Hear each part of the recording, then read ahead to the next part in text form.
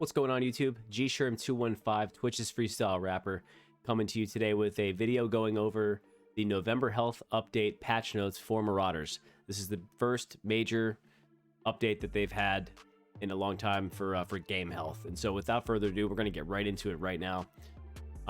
First off, new items: Webley pistol, EM2 battle rifle, 2 new weapons right there. And then they decided to lock the depot in the Navy outpost, and they've locked the depot in the penal colony. There are now new Sten attachments, which we've heard about in the previous update. Back in October, they talked about the Sten was going to get buffed a little bit. Sten attachments include muzzle brake, drum mag, and wooden stock. They have new daily contract missions, so we have now a total of 42 contract missions for the dailies, which is pretty cool because now we have a little bit of variety in the daily contract grind. Single loot spawners have had their physics disabled to prevent loot penetrating collision spawning outside of the play area. They've added map cycling to prevent too much map repetition, which is good because there was a time at the beginning of this game coming out where you could literally load into prison 5 or 6 straight times and not be able to get any quests done. So that's a good thing to see there. Players now receive a Marauder kill for destroying a breacher pod. Fantastic. Intro movie can be disabled with Steam launch option. That's not really important. We can now adjust the FOV from 80 to 100, which is awesome. It goes all the way up to 100. And you can set your lean to toggle. You can toggle lean so you don't have to hold your Q and your E buttons when you're leaning around a corner to try to get a corner kill. Looking at air control, most weapons now have a larger spread and recoil whilst jumping, which is important because that's realistic. When you're jump shooting, your gun should have a lot more recoil. Some weapons have their spread increased only a little bit where it makes sense, i.e. the Viper Mark 1 shotguns and pistols. So that's important to note. A larger spread and recoil when jumping with Viper Mark 1 shotguns, pistols, etc. Only increase a little bit. So makes a lot of sense to me. Navy commandos and their major can now spawn in any raid location with the exception of the Navy outpost. Big deal because there's a kill 1 commando daily contract quest that it was the only way you could get it is if you were to kill the capital ship. If you were able to get onto the capital ship and kill commandos that way, that was the only way you could do that before.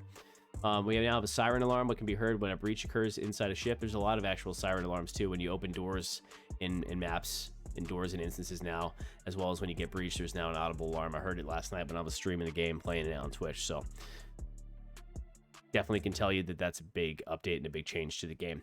Art stuff, they've added improvements to the color on mine. They've Sten weapon model and textures look completely different. The Sten looks different. They also they have redistributed the airlock positions in the asteroid mine, which is good. There are new, they have changed that around. I noticed that playing the game last night that they're in different locations than before. Color and reflections pass on merchant ship. The STG-44 rifle now has a front post foresight on it. I haven't played with the STG-44 yet. I just haven't even gotten to that point yet where I want to play with that gun yet. So I'll have to check that out next time I play. Tell you what I think about it. And we have improved Krasa muzzle flash effects. For balancing, this is where my favorite part of the update occurs, in my opinion.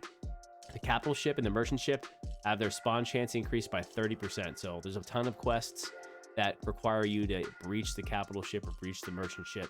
Now that spawn increase, the spawn chance has increased by 30%. So you should see those capital ships, merchant ships popping up a lot more when you're in a raid.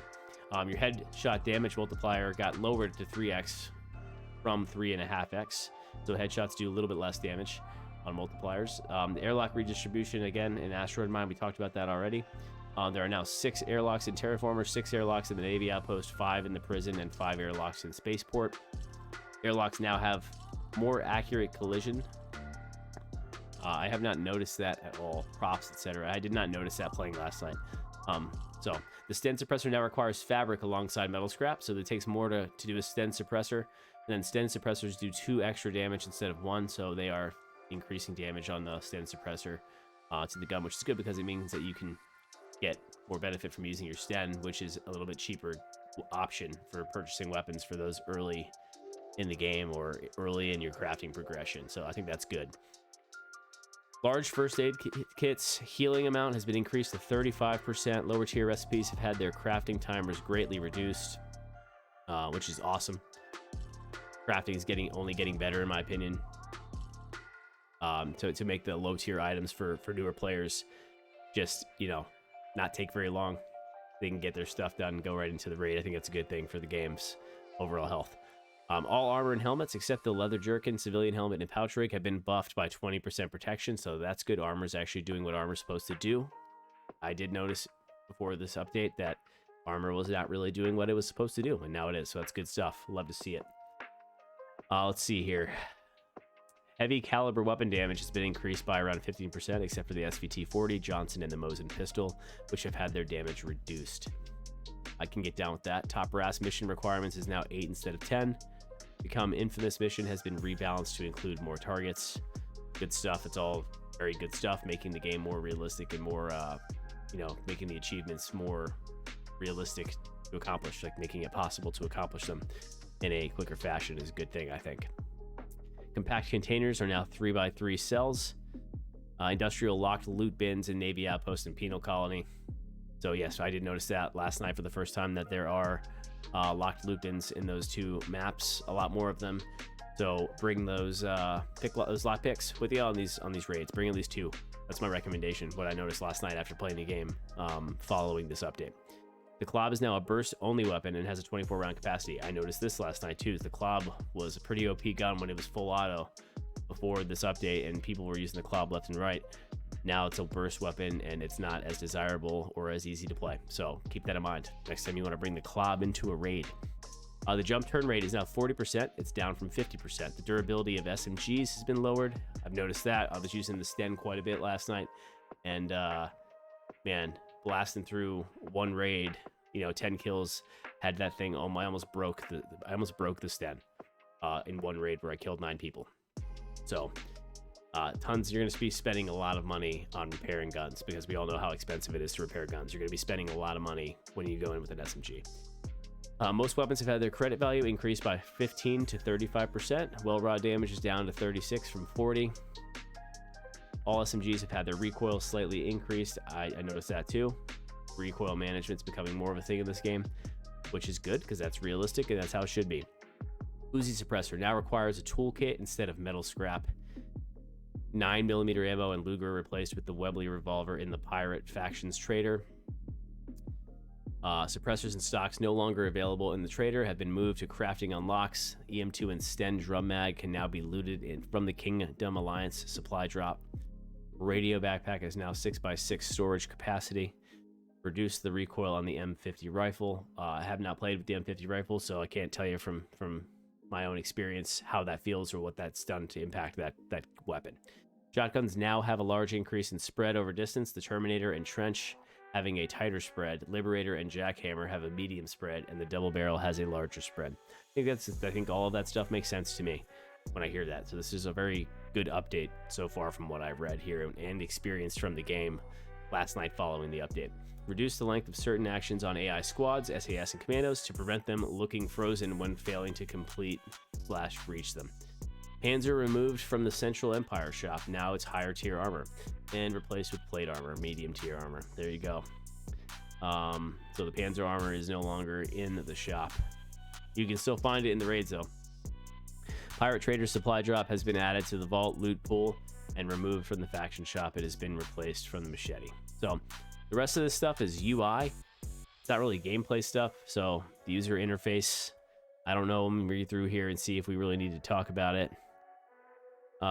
See, change the guide info to say you prestige at level 50 to match the actual in-game level that you need to hit. So that's good. Let's see here. Our Marauder specific KD, aka KD against other players, has been added to the stats menu, so that's a good thing. And let's see, move commando major stat kills up to next to the commando kills in the stats menu. Okay, so that's all good stuff. Stuff that all makes sense for the way that I think everybody that's been watching the game would want it to be. So the animation and the sound I don't really want to go over. Let's go over the optimizations. They optimize the merchant ship, the terraformer, the asteroid mine, and the ship interiors. I can attest to this. All of that stuff is looking and feeling a lot better than it was prior to the update. They are definitely optimized for better performance and better optics. Everything looks a lot better, feels a lot better inside of those 4 things. So I can attest to that stuff. All this stuff I can vouch for that I've talked to you about explicitly. Said that I noticed in the stream last night. I can tell you that I can vouch for a lot of this stuff, and it's really, really good stuff. So Let's see, fixes. They're fixing miscellaneous crashes. I can tell you I had a couple of miscellaneous crashes last night, so that still needs a little bit of work. Various duplication issues, exploit issues, various raid collision issues, various crew issues. We had some crew issues last night still. Back-end server issues are still a problem, like being able to get into a raid for me. Sometimes I have to try queuing up 2 or 3 times, and I end up waiting 15 to 16 minutes to get into a raid, so they still need to do a little bit of work there. Let's see. Fix added to stop auto looting slash fast looting, removing attachments from weapons. Fixes added for instances of gear not coming into raid that was equipped in the menu. Fixes added for keycards losing dock information and player data. So I have noticed those 2 things have been fixed. We didn't experience any of that last night playing, whereas every other time I've played the game, pretty much every time I've experienced not bringing something into a raid that was already equipped in the menu, or I'd come out of a raid with something that I used in the raid and it would show up as unused in my inventory, but still it had been used. So they've fixed some stuff with that. That's definitely something that has been experienced already, I would say.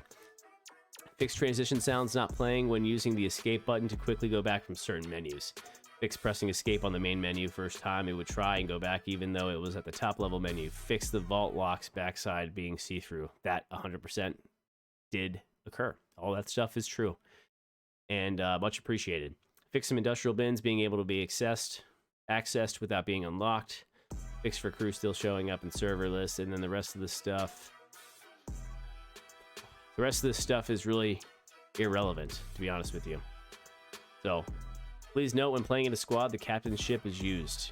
And we all know that. And then if a teammate escapes out of the raid while piloting the captain's ship, the pilot will take ownership of the ship and the captain loses it. So that's important to know. So there you have it, everybody. That is the video here for our November health update. I'm looking forward to seeing December. They have this new thing right here. We'll do another video on this when there's more information, called Marauders Update 1 Ace teaser. So they have the Ace. It looks like they're adding some new factions into the game, and potentially maybe some new ships into the game just from watching this teaser. So do yourself a solid, go watch this teaser. After you get done with this video, go watch the teaser on the Marauders website, and that'll tell you very little information about Ace, but it'll give you everything that I have to come up with the deductions that I just made, that there's going to be potentially different ships and different factions added to the game. So without further ado, that does the video for the November health update. If you guys want to come see the Marauders action live and see some of the things that we just talked about here, I stream on Twitch every Thursday night and Friday night at 7 p.m. Eastern time right now. So I will catch you in the stream. We play a ton of Marauders, and I look forward to seeing you in the stream. Guys, leave me some comments if you have any further questions about this update or Marauders in general. If you got value from me going over this stuff with you, do me a favor, leave me a like on the video, leave me a comment, let me know that this brought you value. And if you would like to be kept in the loop on all things Marauders, whether it be how-to guides on how to do daily contracts, or how to do the 0 to hero contracts, or just various information or tips and tricks about Marauders gunplay, consider subscribing to the channel. I deeply appreciate your time and attention today. Thanks for watching the video, and we'll catch you next time.